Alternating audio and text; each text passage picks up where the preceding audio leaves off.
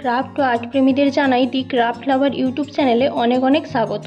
আজকের এই ব্যাগ দড়িটি তোমরা এই রকম চোকারে অথবা লম্বা হারে উভয় ক্ষেত্রেই তোমরা ব্যবহার করতে পারো। এটা বানাতেও খুবই কম পরিমাণে সুতো লাগে। প্রথমে তোমরা বানানোটা দেখে নাও, তারপরে তোমাদের দেখিয়ে দিচ্ছি কোনটার ক্ষেত্রে কতখানি সুতো প্রয়োজন। এটা বানানোর জন্য আমি এই টাইপের সুতোগুলি ব্যবহার করছি। এক সাইডে টুইস্টেড রো বানানোর জন্য আমি এই সুতোগুলো 4 পিস নিচ্ছি। তোমরা যদি ব্যাগ দড়িটা মোটা বানাতে চাও তাহলে টুইস্টেড রোপের জন্য বেশি পরিমাণে সুতো নেবে, আর যদি সরু বানাতে চাও তাহলে কম সুতো নেবে। প্রথমে সুতোগুলির এক প্রান্ত এই রকম কোথাও টাইট করে আটকে দেব অথবা বেঁধে দিতেও পারো, আর সুতোগুলির অন্য প্রান্তটা হাতে এইভাবে পাক দিতে হবে। এইবারে সুতোটাকে টান টান রেখে এই রকম পাক দিতে হবে। ততক্ষণ পর্যন্ত পাক দেবে যতক্ষণ না সুতোটাকে একটু লুজ করলে সুতোটা এইভাবে পেঁচিয়ে যাচ্ছে।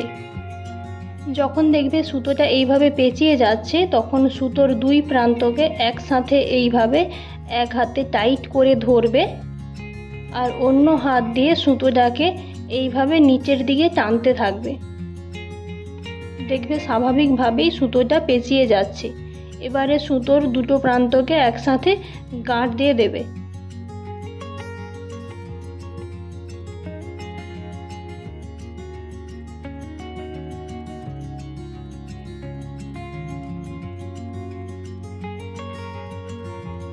একই পরিমাণে সুতো নিয়ে আরেক পিস করে নিয়েছি। এবারে দুটো টুইস্টেড রোপে আমি কিছু কটন বল গেঁথে নিচ্ছি। তোমরা যদি চাও টুইস্টেড রোপগুলির নিচের দিকে টাসেলও বানাতে পারো।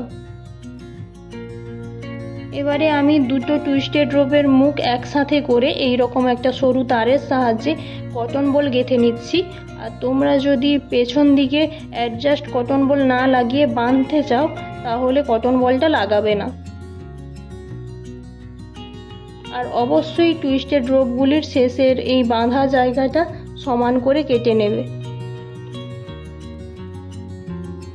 এরপরে তোমাদের আমি চোকার এবং লম্বা হারের ক্ষেত্রে কতটা পরিমাণে সুতো নেবে তা তোমাদের দেখিয়ে দিচ্ছি।